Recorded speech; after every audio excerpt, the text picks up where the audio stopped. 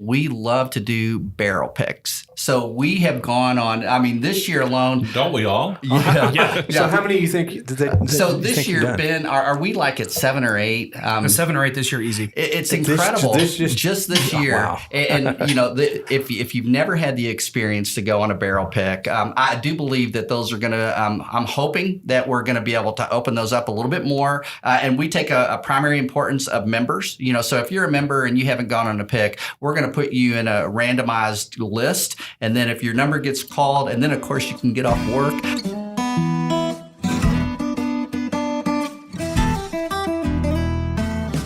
Welcome to another trip down the Bourbon Road with your hosts, Jim and Randy.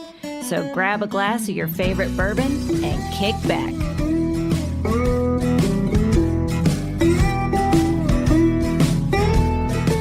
We would like to thank Tommy and Gwen Mitchell from LogHeads Home Center for supporting this episode of The Bourbon Road. Find out more about their fine rustic furniture at LogHeadsHomeCenter.com.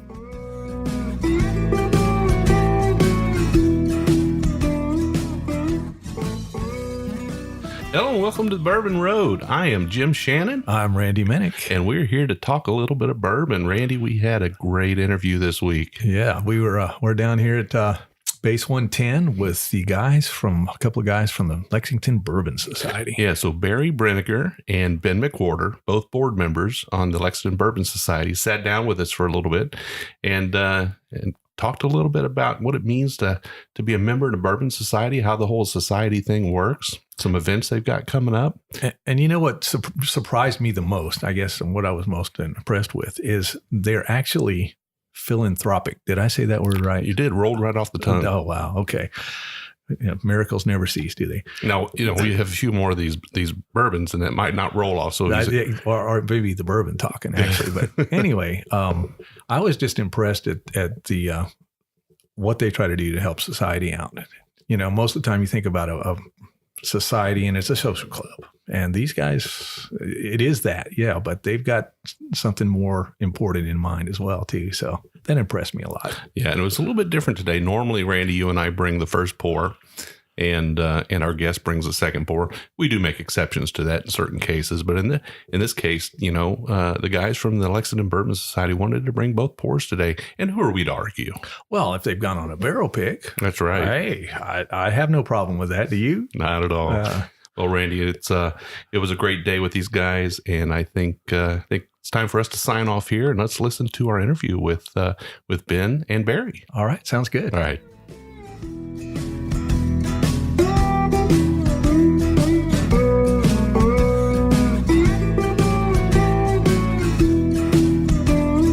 Well, let's get into the first pour right away. We normally do that right off the bat. And we're doing something a little bit unusual today. You guys are going to bring both pours. So Why don't you take a minute and tell us about what we're having first? Well, Ben, why don't you introduce this one? I'll do the second one. All right, so I'm holding a Knob Creek Rye Single Barrel Select. This was chosen by the Lexington Bourbon Society in partnership with Wine+Market, a terrific little grocery and wine shop here in Lexington. And we got some nice information on it, barreled on October 22nd, 2012, and then selected on October 4th, 2018, so just shy of 6 years old, bottled at 115 proof, and is absolutely terrific. It is delicious. Love the Knob Creek Rye. That proof on it is kind of deceptive because it's a sweet flavor. And so you really, after you're into your second pour, you recognize, okay, this is a man's bourbon. So it's a little bit stronger. But I think most of us would agree that we really like that barrel proof over, the 80 or 90 proof. Yeah, and you can taste the sweetness right off the bat. You really can, yeah. Boy, that nose is sweet, a little bit of fruit, but more of a kind of a citrusy fruit. Yeah. I definitely get the citrus, especially on the palate, on that front end and on the mid palate. But it's spicy enough, you're drinking a rye. Yeah. It's definitely not a bourbon. And the hug, you get a really good hug. But it's not as bad as I thought it might be at 115. No. So. And that's the deceptive part of it. Yeah, I'm still on the nose. So. Catch up. Catch up. Oh my goodness. Yeah. So syrupy sweet candy. Yeah. Candy. Yeah. Pour it on my pancakes. There you go. Yep. But the citrus definitely comes out on the palate, doesn't it? It really does. Yeah. But it's almost like a candy orange or something. I don't know. Maybe at first I wanted to say kind of a cola orange, but more of a candy orange. I don't know. It's, Like those little orange sliced candies you used to get that had. Never mind. Okay. Yeah, I'm in that age genre too. Yeah, love those candies. so, guys, what does the bourbon culture mean to you? You know, for me, I think the bourbon culture is really regional. So as I think of those of us that are here in Kentucky that have really embraced bourbon and America's native spirit, we're really diving into the history. So those of us in the bourbon culture within the Bourbon Society, we're taking a deep dive and we're looking at industry legends like Freddie Johnson. We're looking at some of those master distillers that have been around for decades and are passing down oral history to us. So for us, bourbon culture is just community. It's history in a bottle. And I love what Freddie Johnson says is that bourbon's meant to be shared. And for us, that's true. It's a time to get together. It's a fellowship time, and it's really just kind of sharing your thoughts and your feelings with other folks over a pour. Yeah. So what do you guys do for the Lexington Bourbon Society? What are your roles in the organization? So we're both members of the board of directors, and generally everybody on the board kind of takes roles where one of the things I do is work on something called the distillery series. Now we'll all do other things, but for the distillery series, I'll find a distiller or kind of a distiller's person to come in, like a representative, brand ambassador, and they'll bring in a bunch of different whiskey and talk about what they do differently, what makes them special. We'll have some dinner, hang out, talk shop with them, and it's a blast. We've got one of those coming up in July with Old Forester. We did a barrel pick actually with Wine+Market, and the guy was really kind of into the idea, and so he's going to be coming down in July and talking with us about what Old Forester does and that kind of stuff. So we've had a number of different guests, everybody from New Riff to Peerless, and we've had Kings County come down from Brooklyn and talk to us about what they do. It's a very fun thing. So you establish those relationships and then you nurture them and build them over time. Yeah. And there's obviously some turnover in that industry from time to time. So you got to stay on top of that, right? Yeah, sure. And I think that they kind of pass those contacts down, as someone exit that position. That's really a big part of their marketing is reaching out to local groups because we're kind of their local brand ambassadors as well. And so they look at that and they look at us as an opportunity to get in front of some bourbon aficionados and even some novice folks that are bourbon curious that want to learn more. And so, it's a good group for them to stay in touch with. Right.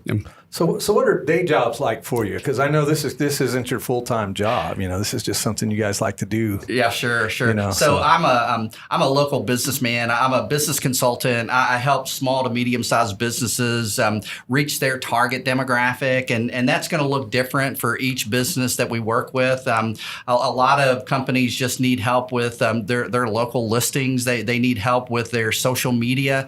They may need some help with their operations. We have a project manager that can do project management for businesses. We have an IT management piece that will help them with their IT solutions.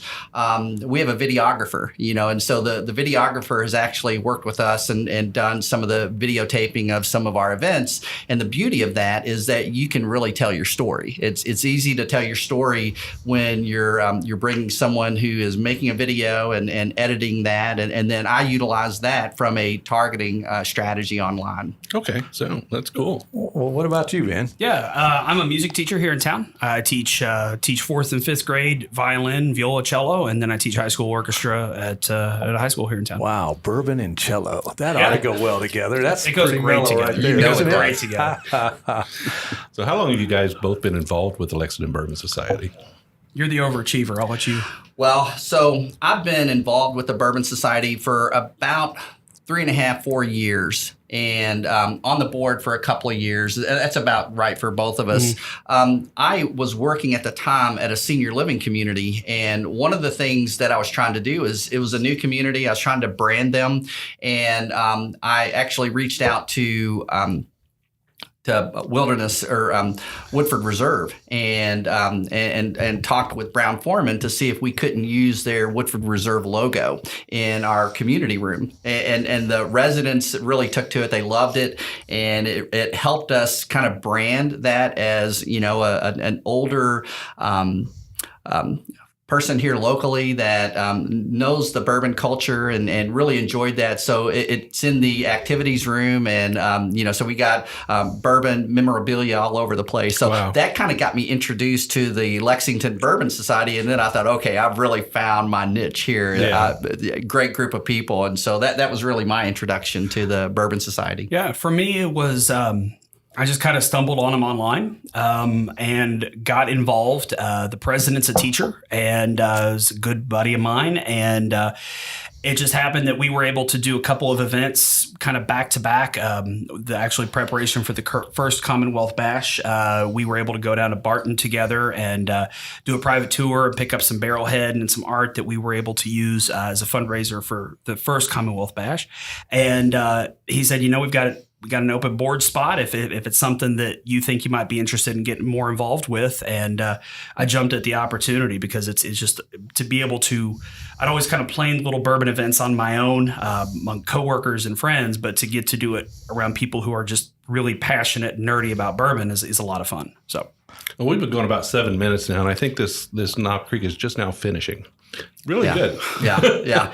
It's a great pour, and like I said, it's a deceptive pour because it's so delicious. It's sweet, but that proof, that higher proof, it really hits you. It stays with you a while. It does. Yeah, it does. Yeah. So I have a question. Interesting story of how the Lexington Bourbon Society started. Yeah. And so Matt, your president, is not here. So I thought maybe one of you could fill us in because I thought it was a very interesting story. And I think some of those listening might want to hear a little bit about this as well. Yeah. The way I heard it, and Barrett, you can kind of interject as you need to, that Matt is from Lexington. He and his wife, Lori, moved back here a number of years ago, and kind of on a date night, they had a bunch of little airplane bottles of different whiskeys, everything from Wild Turkey to just a couple other, you know, nothing super fancy, but they just did blind tastings and just to kind of see how one tasted different than the other. That led to some different distillery tours, just groups of people hanging out, going to distillery tours, just trying the samples at the distillery. And eventually there were some opportunities to do some philanthropy with that. And so they took the bourbon and added a philanthropic aspect of it. And that's kind of where we are today. So there you have it, ladies and gentlemen, bourbon and date night. There's no telling what might come of it. You never know. And one thing I'll throw in there, and we're going to talk about this event a little bit later, but the very first event that the Lexington Bourbon Society did was for the Ronald McDonald House, Bluegrass.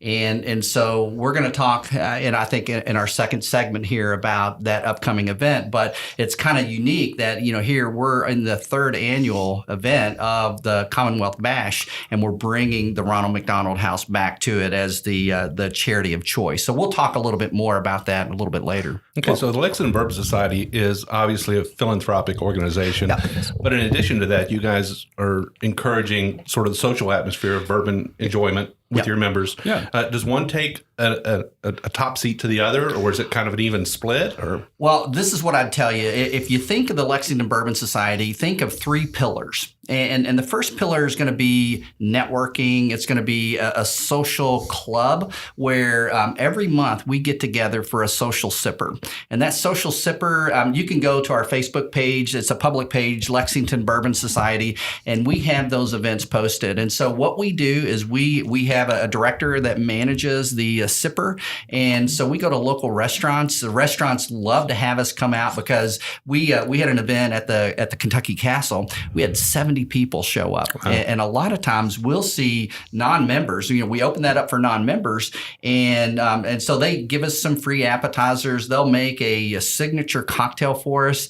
And then the other thing is they have a huge bourbon bar. So, we get the opportunity to seek out some bourbons that, we may not be able to find readily, but, we come with our pocketbook and our billfolds. But more importantly, it's that networking aspect. And so if you consider that, the other thing is we really put a primary importance of bourbon education. So we have executive bourbon stewards that will educate and train us to take that test and help us learn more. So that's one pillar. The other pillar is that we're a 501c7. And so the difference there between a C3 and a C7 is we're not beholden to one nonprofit. So we're a conduit to raise money for various nonprofits. Okay. And so since our inception, we've raised $54,000 to local nonprofits. This last year alone, we've raised $18,000 for local nonprofits. And, we kind of do this more as a grassroots efforts. But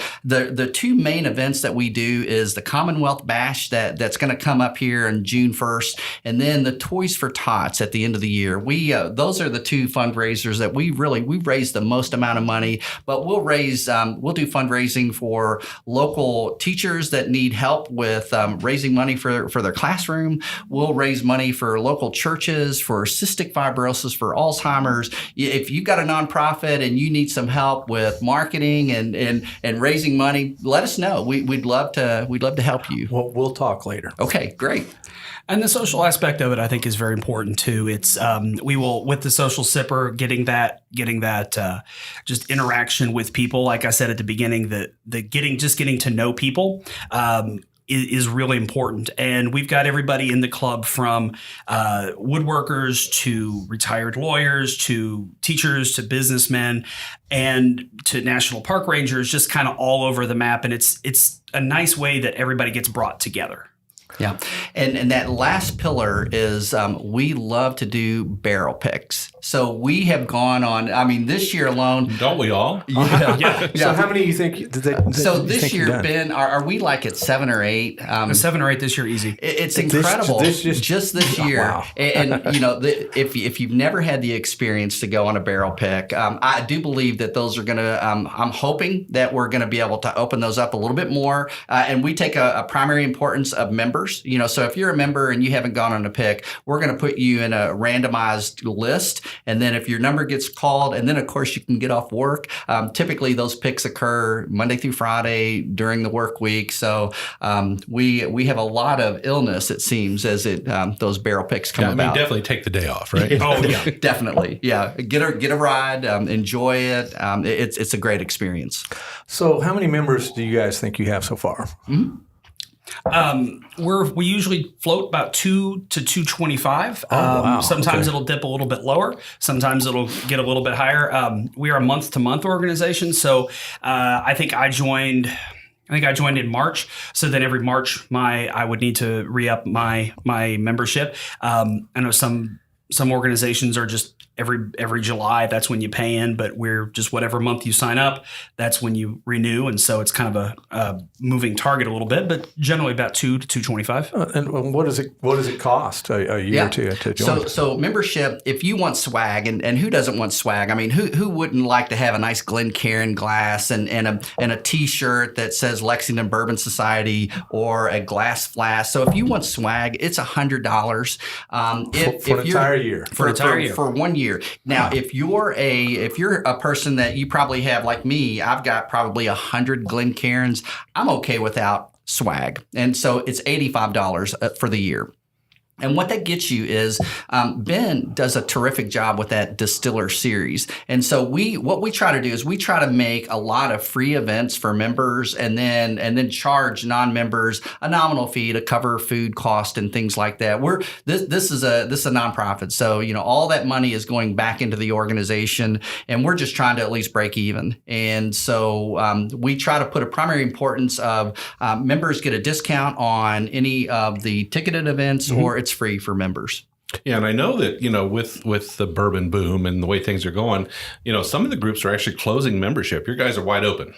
We're wide open, and the problem is scaling. The problem is that we're all volunteers, and so I mean we've got several people that have a lot on their plate, and they still have to manage that. And so right now it's manageable. I think once we get up to 250 and more members, we're probably going to have to look at creating some general ledger items where we're paying some people to do some nominal work, because it's a job. It can be really tough, but for right now.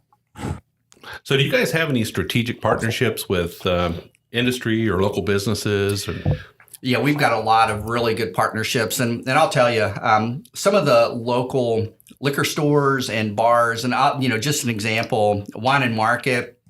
Seth and Renee Brewer are just fabulous partners. They have a bourbon club themselves, and Seth is on the board of the Lexington Bourbon Society. And, the benefit there is when you pick out a barrel of bourbon, you just can't have that shipped to your house. I mean, we have this thing called the 3-tier system. And so there's a supplier. Well, some of our members might not understand. Yeah. Our listeners might not understand explain that. So a 3-tier system means that there is a separation of when that liquor gets moved from the supplier, and then there's a distributor. So the distributor can't sell to the consumer. So the distributor takes it from the supplier to the point of sale. So that point of sale can be a liquor store. It can be a bar that has a package license to be able to sell that. And so because this, I think this came about early around Prohibition, where they wanted to make sure there wasn't a monopoly on the spirits industry, and that they created the separation so that there was accountability for that commerce. And so what we found here over the last year or 2 years is that the distilleries have a really strong lobby. And so they have now been able to sell point of sale at the distillery itself. And so what we're finding is that there's a lot more sales happening at the distillery because it's creating tourism. And what I think is so beautiful about Kentucky is we kind of own bourbon. America's native spirit means that bourbon can only be produced in the United States.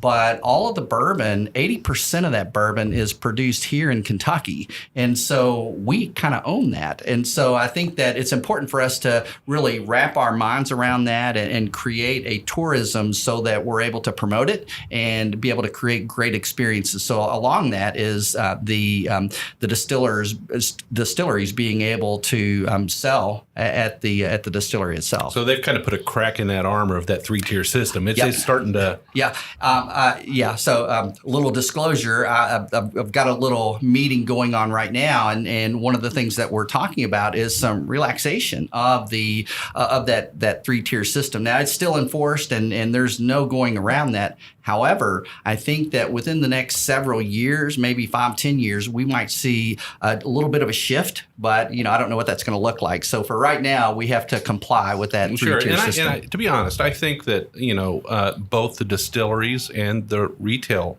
the consumers and the retail, they benefit from that distributor in the middle, that effectiveness of scale, that they're able to move that product for them. So at the end of the day, I don't think we'll ever see that go away. But certainly the rules might soften a little, right? I think the rules will soften, but there's no way. Let's take, for instance, a craft distillery. So let's look at a barrel house distillery here in Lexington, Kentucky. Look at Wilderness Trail.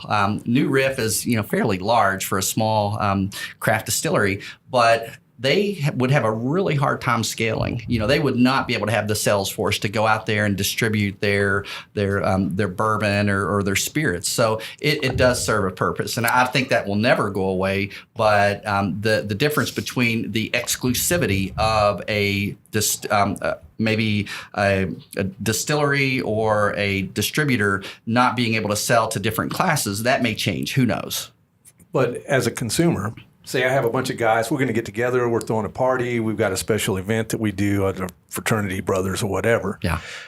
And we're just getting into bourbon, so we don't even know what we're trying to taste for.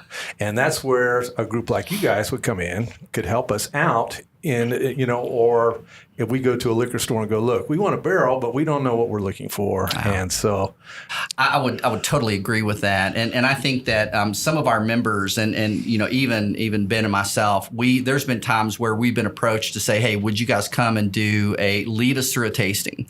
And you recommend what kind of bourbon that would be good for us as beginners to come and be exposed to. And it's bourbon 101. Let's just talk about what makes a bourbon and just kind of go through the tasting notes. A lot of people like to do be able to appreciate, nose the bourbon, be able to taste it and tell you what those notes are. But at the end of the day, I hear a lot of people say, well, it's just smooth. And so I think that in order for you to develop that flavor profile and be able to perceive it, you've got to listen to an executive bourbon steward or someone that's tasted a lot of bourbon to really help you be able to pick out those notes. And sometimes it's a sensory experience where maybe you're pairing that with different with a sensory experience where you're bringing in food or maybe you're bringing in different smells and things where you can help you accentuate those notes. And so I think that's, from Tim Niddle is a great person to really talk about that because he really dives deep. Tim Niddle is an executive bourbon steward who he has his own business and he also works at the Kentucky Castle. But what he does is he really helps immerse the participant into that sensory experience. Now, these people who have this certification as executive bourbon steward, is there a particular place they go to get that? Yeah, that is the website is Moonshine University is a website for that. They're based out of Louisville, and that is the industry accepted certification for being knowledgeable in bourbon. And there's 2 different levels as of now. There's a certified bourbon steward, and I believe, Barry, you're also a certified bourbon steward. I'm a certified bourbon steward. And then we have a number of our members are what they call an executive bourbon steward. An executive bourbon steward involves going to a day's worth of classes. You actually distill, you distill grain, you see the grain, you learn about the different parts of what the heads and the hearts and the tails, what they smell like, when you need to transfer all that over, really getting into the kind of the gritty of how to make the whiskey. And so you actually make your whiskey, and then there's a test at the end of it, and you get your little pin. And so it's executive bourbon steward. Sounds like fun. So if I fail the first time, do I get to taste more? My second time through, how many times can I take this test? I think as many times as you got the money to afford. Whoops. And they've got lots of different classes, everything from a 1-day to if you want to start your own distillery to like a 5-day thing. Like if you are starting your own distillery, you want as much information as possible. And so there's lots of different ranges and stuff like that. Wow, that's so interesting. That is interesting. Moonshine University. Okay. Yeah. And if I could give one plug to the local bourbon groups, the one thing that's really exciting is how people kind of come together. And so we've seen several bourbon groups kind of emerge here over the last little bit. No, when you say here, you mean in Lexington? In Lexington, Kentucky. And that would be the Kentucky Black Bourbon Guild. And so what I love about the Kentucky Black Bourbon Guild is that they are coming together and they want to help recognize minority inclusion as it relates to bourbon's history and bourbon's future. And so I love their nonprofit. Another group is the Whiskey Chicks, and they're based out of Louisville, Kentucky. Linda Ruffinack, she's the CEO, and she is just a charm. I mean, this lady, she's written a book. She's writing another book. She's got a couple of different businesses that she works with, and just a real treasure to work with. And so we've got another event. We'll talk in our second pour about another bourbon event coming up that we're merging and mixing all of those bourbon groups together. Wow, I can't wait. What a fun time. Whiskey Chicks, and what was the first? Kentucky Black Bourbon Guild, KBBG. We'll make sure that we enter those on our show notes and certainly on our blog on the website. Well, we may have to have them on the Absolutely. show down the road, huh? I would encourage you to. So let's take this point and let's finish our Knob Creek and take a little break here. And when we come back, we'll see what you brought for the second pour, and we'll take it from there. Great. Talk about these events you got coming up. All right. Awesome. Thank you. Sounds good. Thanks.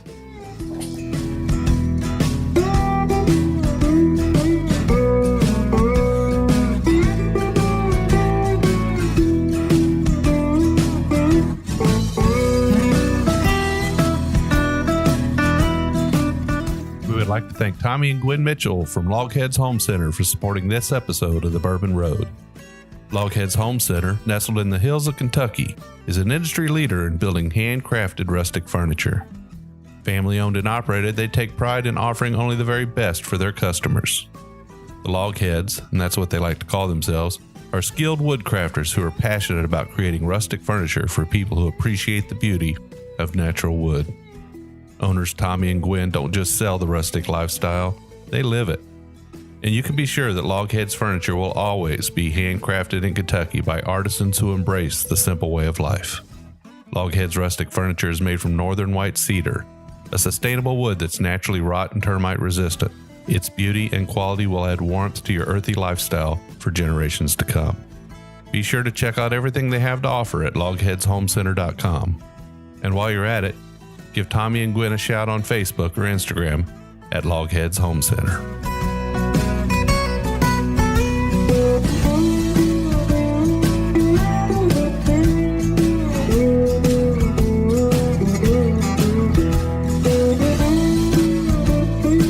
Okay, we're back. So Barry and Ben, what have you got for us for their second pour? Well, I've got a really good treat for you guys. We just recently went to Wilderness Trail and picked out we were number 2 on picking out their barrel select. And so Wine+Market and Whiskey Bear and a few select members and friends got to go down and do this pick. And so what I've got for you today is a single barrel pick from Wilderness Trail. It's a high rye bourbon, and it was barreled on May 2nd of 2015. And this is 115.4 proof, and it is absolutely delicious. The group, we kind of sampled 6 different samples, and this was the number 1 out of 2 blind tastings that we did. So this is really a good pour. And so let's nose it and taste it and tell me what you think. Oh, that really has a nice nose. Time needs to stop just so I can nose this for just a moment more. Well, these guys always have this nice, light, a little bit of a kind of a honey nose, but you get the rye on it. But you get the rye. It's not like the rye, but it's definitely different than their wheated bourbon. And this, for me, this is really unlike. I mean, you're not tasting any immature notes here. You're not picking up cereal. You're not picking up the alcohol. That strong alcohol flavor. You're picking up some really good notes here. I'm enjoying it. How many years? This one is just a little right at 4 years. Wow, that's great for 4 years. So their normal 4-year wheated bourbon. It does have just a little bit of brightness to it. Yeah. It's delicious. Don't get me wrong. I love it. It's a wonderful profile. But the rye content in this has caused it to maybe be a little bit more, I don't know. Act a little older. Act a little older than it is, perhaps. Maybe? I would say a lot of people would agree with you there. Okay, because I tell you, I'm not getting that brightness, that brittleness that you get in a younger bourbon, and sometimes it's not bad, and certainly their wheated bourbon was delicious. Wow, they have a new fan. All right, yeah, but I'm not getting any of the butterscotch on this. No, not like the that rogue sample that we pulled out. We're not going to talk about that, are we? Maybe we should talk about that. But the wood character definitely comes out on the finish a little bit. Sure, I like that. That's a good bourbon. And we'll have this available to purchase. Wine+Market and Whiskey Bear both will have a release, and we'll let you guys know so that we can send that out online. These bottles will be available. This is a really delicious one, and we're really fortunate to be one of the first groups to do a barrel pick with Wilderness Trail. Yeah, it's great. And I'm going to interject here. Do we know if this is going to be bottled at barrel proof at the 115, or will be bottled at their bottled and bond? That is a really good question. And, to be honest with you, Ben, I at that point in the conversation when we were doing the pick, I'm not really sure I picked those notes out. I'll to be determined, I'll let you all know. All right. Yeah, a lot of times the distilleries, they kind of strongly move you towards the direction of taking it at the advertised proof. Yeah. Yeah. And this would still be, I think. I mean, even at Bottle and Bond, I think we'd be good. I think it would, and I think that for most younger distilleries, they may be okay with doing a barrel proof release, just if you're doing a pick. But I think if you look at a Wild Turkey, they're going to make you go with their advertised proof. Well, isn't it all about the TTB and the labels and all that kind of stuff? You got to kind of be careful with that. But they're handwriting their proofs on anyway, aren't they? Right. Yeah, Okay. that's true.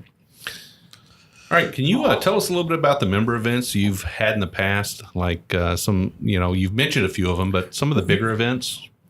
Yeah. Well, let me just talk, right now about our signature event. And, the signature event coming up is our Commonwealth Bash. The Commonwealth Bash is celebrating Kentucky's birthday. And so we do this every June 1st. And this year it's going to be at the K Club, and that's located at 1398 Sports Center Drive. And any of this information you can look on our website. You can look on our Facebook page. We've got an event page right now that you can sign up for tickets, and it's a fun event. And what we're doing is we're raising money for the Ronald McDonald House, and some of the notables here is Fred Minnick is going to be there, and he's gonna be talking, kind of guiding us through the evening. So he's emceeing the evening. Yeah, that's my understanding. That is my understanding, and we're really excited to have Fred there. We're going to have Barrel House Distilling Company, Bourbon in Toulouse, Carson's Food and Drink, Cole's 735 Main, Elkhorn Tavern, just to name a few. So, the one thing that I can tell you is our social sippers kind of lead us into those relationships where when we do a signature event like this, we want to pair distilleries with restaurants. And so it's really that pairing of food and distilleries so that folks that come out, they get a full experience of a fun time and raising money for a great cause. So if I went to one of these events, what would it look like? How's the agenda go? What's the evening like? Well, so the agenda, the way it's going to go, we're going to have a cooperage that's going to be there. We're going to put together a barrel so that you kind of get the experience of that of the barrel itself. We're going to have cocktail events. Wait a minute. So they're gonna actually assemble a barrel using staves and rings and all that. Yeah, I think they're going to take it apart and then put it back together. Okay. That's what they've done before. Okay, it is fascinating. We just took one apart and we had to cut the metal rings. So how are they going to take this thing apart? They're the pros. Yeah, man. that's why they're the experts. Well, we just have to go and find out. We had a grinder. They've got the right tools. Yeah. There you go. Absolutely. And, so the other thing is that we're going to have auction items that folks can come and bid on to be able to, again, raise money for the Ronald McDonald House. We're going to have local restaurants. So you're going to be able to get a bologna sandwich from Epping's and pair that with one of the local distilleries. So, I can't really think of too many events where it's going to be on such a local level that we're going to have the pairings of what we've got. Food pairings with that. Yeah. Okay. Yeah. Every restaurant brings a small plate and partners with a distillery for a cocktail. Oh, so they have their own specific distilleries, not just a random. Yeah, and so okay. Elkhorn Tavern's going to be there. We're going to have Four Roses. We're going to have J Renders, OBC Kitchen, Renata's Bistro and Bar, Russell's Reserve's going to be there. Wilderness Trail Distillery's going to be there. Woodford Reserve, Zim's Cafe, Weta Michael, 1792. We're so excited. Wow. What a big list of stuff. So A-listers. how do you decide what you're going to charge for something? This is pretty big stuff. Well, it's big stuff, but the other thing is we want to make it to where people can afford to come out, and we've got some folks that love to support a great cause, so that's why a lot of the money that we raise is going to be on the silent auction items. So we want to make it affordable for people to come out, but yet also raise money for folks in those silent auctions. Any sneak peeks on the silent auctions? Anything I might want to bid on? What do you think, Ben? I can tell you we're working on some potential baseball tickets, a potential Cincinnati package, stuff like that, where there's going to be a whole kind of go up to Cincinnati and hang out and have a bunch of different things to do. So we've got some definite things in the works. I'm not 100% sure on I know there's some bourbon lamps made out of bourbon bottles. There's some woodworking and stuff like that. So there's a really wide variety of stuff. Enrique Gonzalez, who's a local artist, he always does a lot of stuff with us.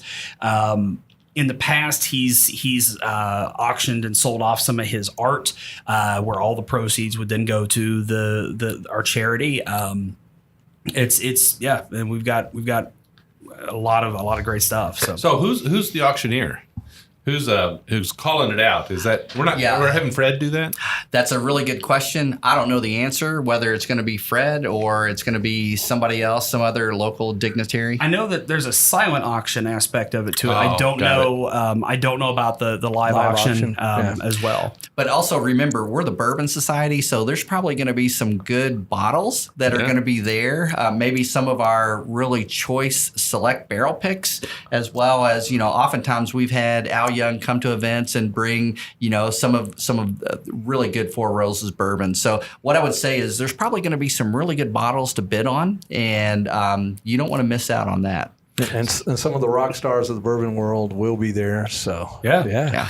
And this event is obviously not just for members of the Lexington Bourbon Society. This is open to the public. Yeah, we want as many people from Lexington and surrounding areas to come as possible. It's a really fun evening. If you're into bourbon, it's fantastic. If you're not into bourbon, it's a great way to celebrate the history of our state. It's the 228th anniversary, 227th anniversary of the state of Kentucky. And what better way to hang out than party with a bunch of bourbon? So all of your events aren't necessarily just centered around bourbon. They're not. A lot of them are, but I'll tell you a great event that we just had. We brought Cantera Negra tequila down for Cinco de Mayo, and one of the things we like to say is bourbon's not the only thing we care about. But we love bourbon a lot. However, we recognize that Cinco de Mayo is it's an American holiday. But we partnered up with Cantera Negra Tequila and brought them in. We had Bluegrass Catering that catered a wonderful meal. And I'll give a plug to Base 110. Base 110 is kind of our home base for doing events up on the 4th floor here, located on Vine Street. And it's just a wonderful location for us to host those events. So that was a tequila forward event where we had the owner and their executive team come in and talk about their unique tequila spirit. And I'm going to go out on a limb here and say that I'm hoping that the Lexington Bourbon Society does a barrel pick of Cantera Negra tequila in the future here. Wow. Wouldn't hurt your feelings at all. It wouldn't hurt my feelings. And, what they like to say is it's the bourbon drinker's tequila. And I would kind of agree with that. It's delicious. No, they finish any of their tequilas in bourbon barrels? So they do. Their extra añejo is finished 48 months in the barrel. And it comes out, it looks like brown water. It's aged in that barrel. Has a much more sweeter flavor profile, a little smoky flavor, but it's delicious and it's a sipper. I enjoy it. Hey, honey, I found your new margarita mixer. Yeah, love their tequila. We've also got some other members who are really big into the Scotch world. We had a small group just recently kind of put some feelers out on our member Facebook page about creating like a subgroup of, hey, we're going to get together and do Scotch tastings and nothing fancy, but just let's, hang out and drink Scotch too. So it's not always even official events. It's always just, let's get together and hang out. Sign me up. Try drink what we like. I do like a little Bunnahabhain. So, well, let me tell you, Dr. Alan Ward, he's a local dentist, and he's fantastic. He is a wealth of knowledge, and he's also a member of the Bourbon Crusaders. But one of the things, I was part of that Scotch tasting. Bourbon Crusaders. Bourbon Crusaders. Finish your thought. I want to go back to Bourbon. Yeah, we'll talk. So we came around his house. We assembled. There was about 8 or 9 of us, very intimate setting, but we got to taste pretty much all the regions of Scotch. And he pulled out at the end of that night a 100-year-old sample of bourbon. It was put in the barrel in 1912. Incredible. So what I love about, you talk about bourbon culture, it's the generosity, it's the fellowship, but how often are you going to get the opportunity to drink a bourbon that's a century old? It was amazing. Yeah, you could sit at home and drink that by yourself, or you could share it with good friends, right? That's it. Yes, thank you. Yeah, we only drink on 2 occasions: by ourselves or with somebody. Yeah. Cheers. Cheers. Yeah. Well, I want to get back to the Bourbon Crusaders. Sorry, Yeah. You mentioned that. That sounded cool to me. I want to know what they are. I've never heard of the Bourbon Crusaders. Bourbon Crusaders is a private group, not dissimilar to like Lexington Bourbon Society. Based out of. Not really sure. Wow. They are. I know that there are members, a lot of members here in Kentucky. They have an event every year up in Louisville. And they raise a lot of money for charity. One of the big things that they do is this big event. And in the past, they've had an event where they would auction off tastes of the famous Red Hook rye that came out of Willett a few years ago. They had a bottle, and I think it was $100 a pour or something, and all that money went to charity. This year, they partnered with, or a couple of years ago, they partnered with the Willett distillery, and Willett hadn't done a barrel pick in years and years and years. They partnered with Willett to do the first barrel pick of Willett in a very long time, and I think that was $40,000 that went for Per barrel. and it was such a big deal that Willett said, all right, anybody else who wants to pay this much can also pick a barrel. And I think they almost raised, they got 2 extra ones. Mm-hmm. It was such a big deal that I think Fred Minnick did a big article about it, about raising the money. I mean, it was I did hear about that. huge Yeah. thing. So $120,000 was raised on 3 barrels. How Wow. incredible is that? That's amazing. And we got to try one of those. I Al may Ward. or may not have a sample of those. Oh, Yeah, Doc. we're going to have you back on. My friend. I just want to tell you, Yeah. my friend. Doc had a fundraising for one of the local schools that his daughter works at, and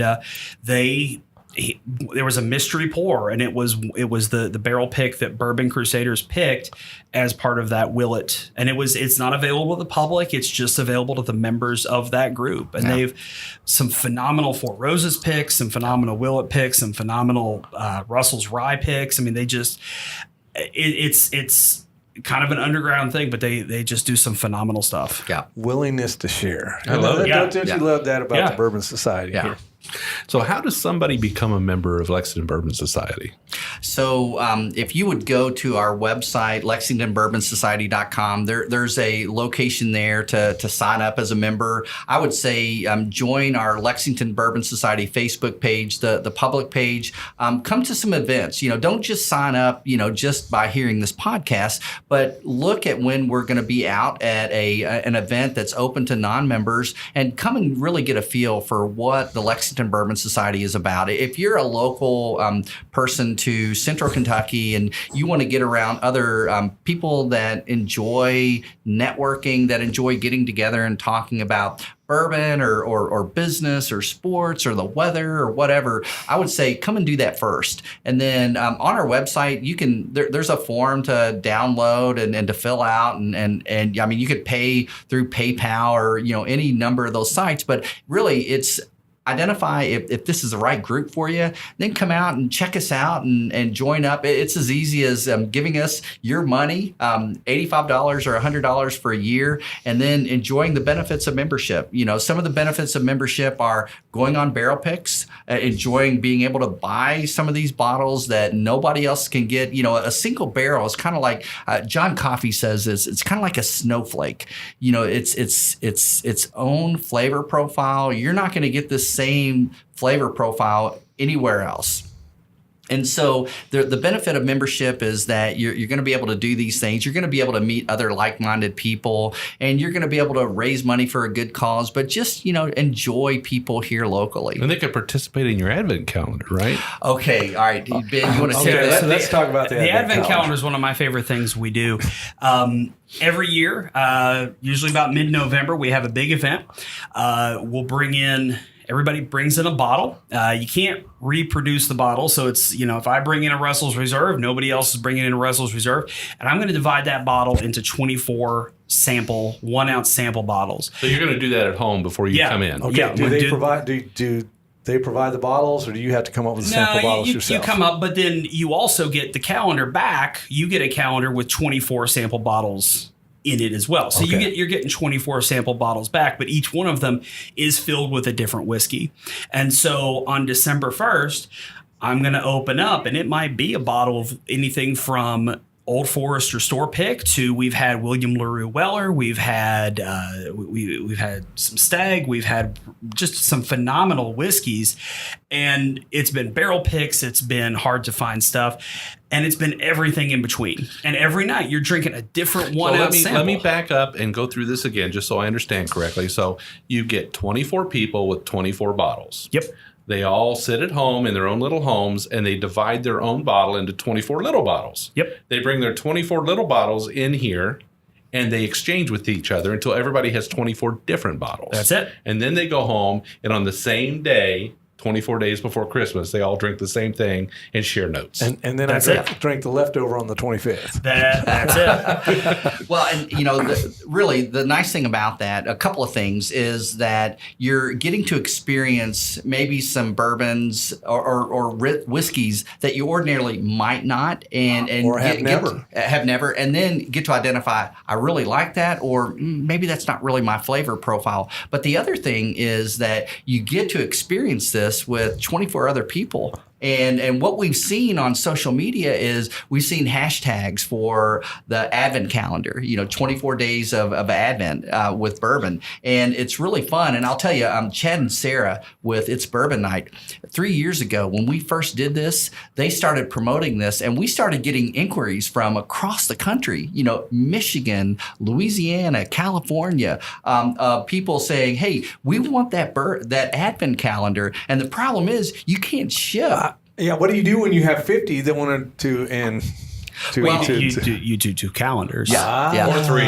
Or 3. We did 3 this year. Really? So what we did this year was, and I've got to give props to my Australian friends, Chris and Lilith.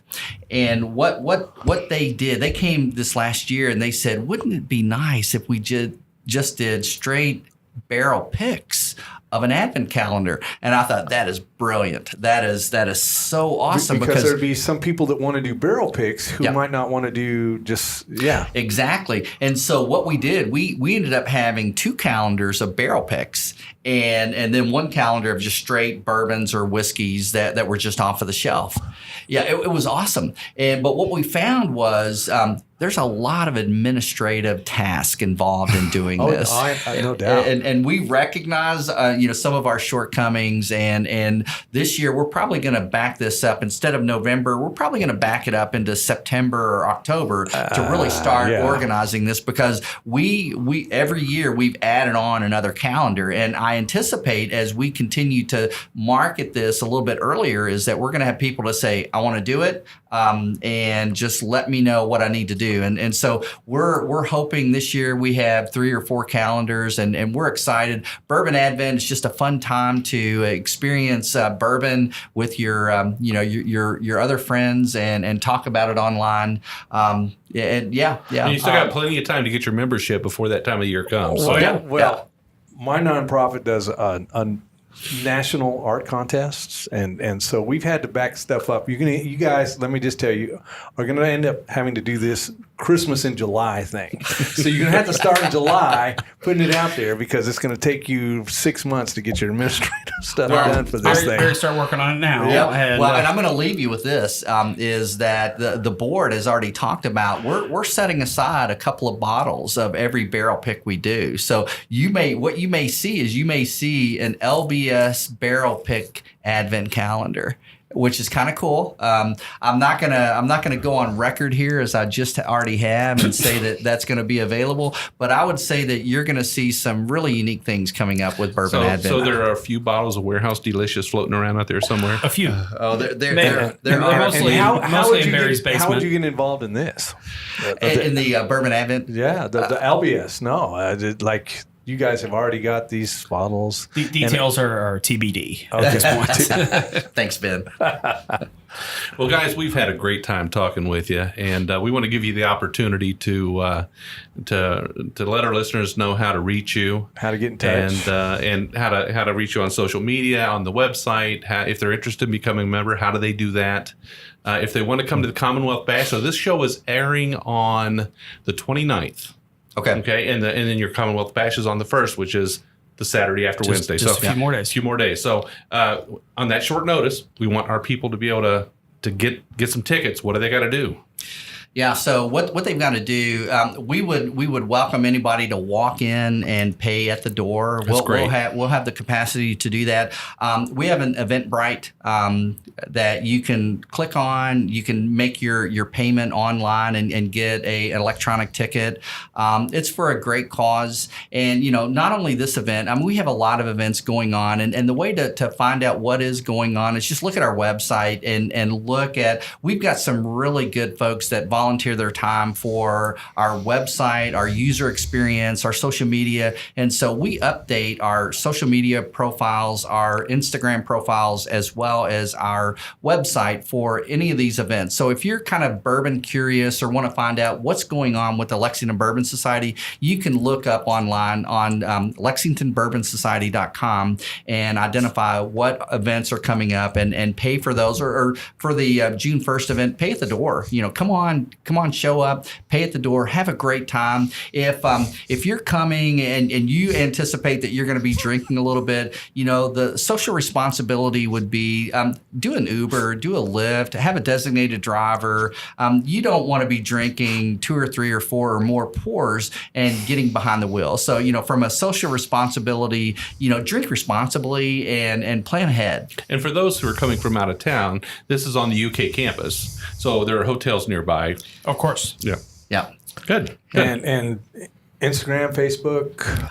Yep. All Lexington Bourbon Society. Lexington Bourbon Society has an Instagram. We have a public Facebook page, and then members also have access to a private Facebook page where we get information. There may be, somebody's got a bottle they're looking for or something like that, and we've got lots of good options. $85 or $100 a year, depending on which package you want. That's right. Yeah. All right. All right, great, guys. Well, thank you so much. It's been a pleasure having you on. It's been a pleasure. One more thing, if I can. We've got an event coming up on June 14th. It's celebrating National Bourbon Day, and it's going to be at the Speakeasy down on Manchester Street. It's at the Grand Reserve, if you all know where that's at. And so we're going to bring together the Whiskey Chicks and the Kentucky Black Bourbon Guild and the Lexington Bourbon Society. And this is a super fun event where we're going to have elevated cocktails. We're going to have 3 different cocktail expressions with different spirits, including bourbon and other spirits yet to be determined.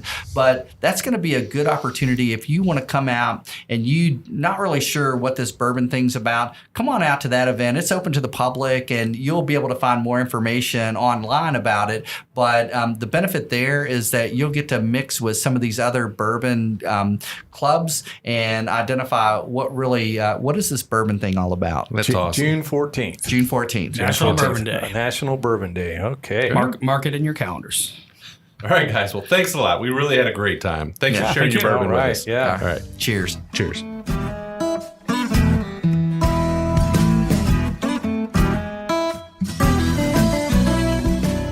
We do appreciate all of our listeners, and we'd like to thank you for taking time out of your day to hang out with us here on the Bourbon Road.